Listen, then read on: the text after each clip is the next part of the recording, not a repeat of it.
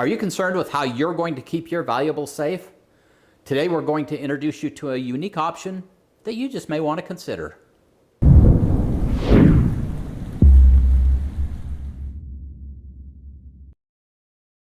Hey Provident Preppers, I'm Jonathan. And I'm Kylene, and today we want to introduce you to the Dirty Man Safe.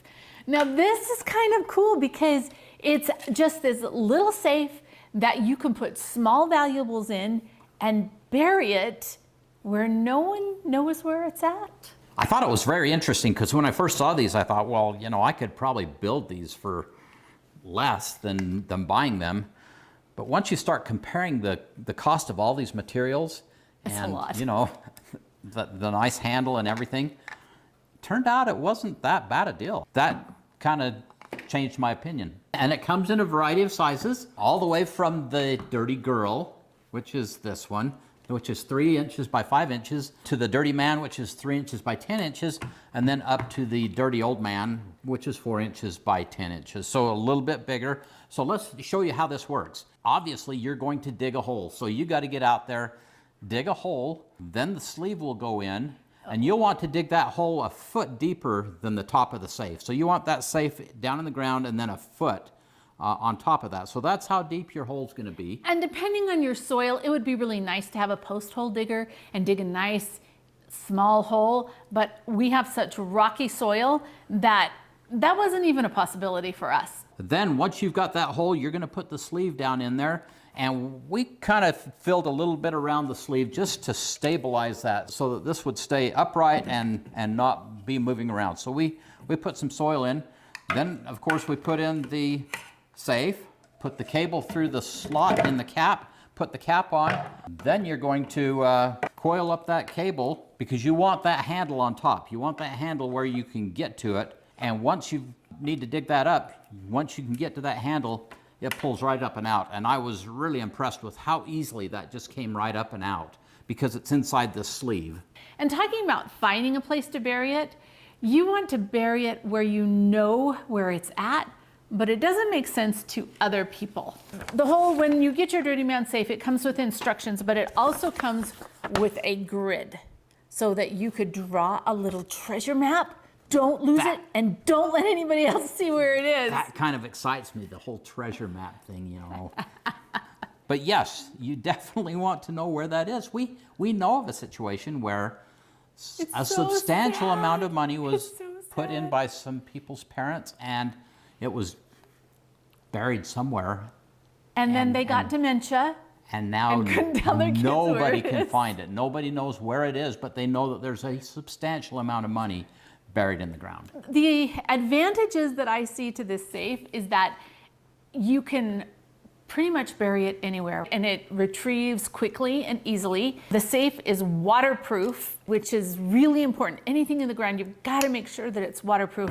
It comes with silica gel packets that will absorb moisture and these little bags that are waterproof. And so both of those are a good thing that just comes automatically with it. It has about a 50-year lifespan, and you can reuse them. You can retrieve it and rebury it and retrieve it and bury it.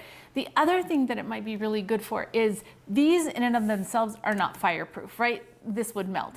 However, buried in the ground, it's very possible that you could have a fire go over it and everything in here would still be okay. It should be just fine. And it depends on the fire, right? It all depends on the fire. Okay, now when it comes to the disadvantages, the number one disadvantage is you have to dig the hole.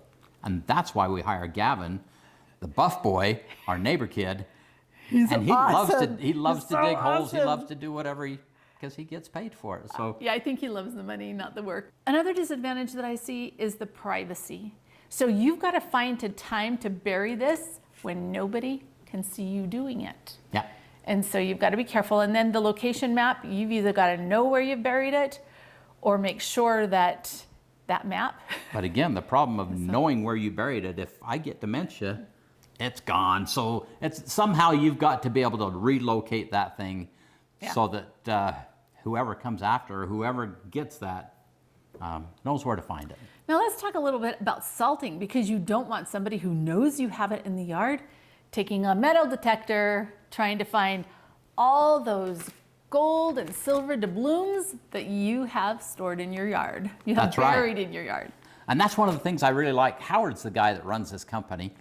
And he's awesome. He's like an engineer because he thinks of all these things, you know, all the angles. And so these salting, these are just ball bearings. We take out a rebar and just tap it in 6 inches, drop one of those down. And, you know, you can use nuts, bolts, washers, any kind of metal. And you're just going to put this stuff all over the place so that hopefully people will just get tired of looking like they did for the buried money, you know, and just throw their hands up and say, well, okay, I don't know where this could possibly be. But that's, you know, that's just another thing that he came up with, of salting this metal all over the place so that people are just on a wild goose chase. So now what would we put in it? Well, Jonathan and I have very differing ideas, and we'd like to say that we had a whole bunch of gold and silver to worry about, but we don't. We have a big family instead, which is better than gold and silver. But we have food. We have food. Okay, my favorite is actually the Dirty Girl Safe because I have been known to have issues with my keys, and I want to make sure that I have keys somewhere outside my home so that I can get back in my house if I've forgotten, and this would make that totally possible.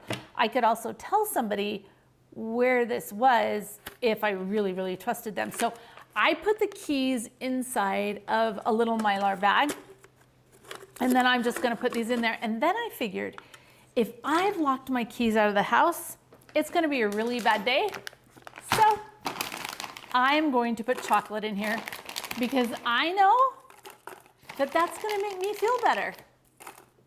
And it's gonna be far enough under the ground that it probably won't melt. And if it does melt, I'm not gonna care. I'm just gonna eat it anyway, and then it'll make me feel better. That's my purpose for this one. And I think we should mention here that this cap is gasketed. So it's got a rubber gasket around there. So when you crank that down, this thing is watertight. I mean, this thing isn't going to let water in. So, and if I really cared about it, I would put it in some of the little bags that Howard has included in these. But I might not be able to fit as many in here as if I put them in the bag as I could there, if I just fill it up real tight. Ooh, I think there's space for another one. I think there is. Anyway, so I'll go bury this where nobody knows where it is, and then I can retrieve it anytime, and I've got keys to my house and some of the other important things that we have. And this is another awesome thing that you could do. It's an external hard drive, and it has all of our family pictures and videos and things like that, because to me, that is hugely important. But the only one that will fit in is actually the dirty old man. Now talk to them about the Faraday cage. Well, because there is a chance that even underground, there might be electromagnetic disturbance that could cause problems. Fry my pictures, fry my hard drive. And because those are so important to her, I want to just make sure that this is not going to have a problem, that she can pull it out and look at her pictures. Yes. So that is not a regular Mylar bag. That is a Faraday bag. Yep. Another kind of novel idea that he came up with is this crypto storage plate and pen, so that you are going to scratch into here your crypto code that you need to be able to access your crypto. And this is rust-proof, waterproof, nothing's going to happen to it. Everything proof. This thing is just, in here, it's just going to be fine. So, like I said, he's kind of thought of all kinds of different angles to make this really useful. Yeah. And then he has, for those of you who are very concerned about all of your gold and silver, he's got these little coin holders so that you can make sure that they're not scratched and all that. And you can keep those in there. You could also store regular cold hard cash in there. How about some rice and beans? Rice and beans, John. You would need the dirty go. old man, and that would store enough for maybe a couple of days. maybe a couple days. Yeah.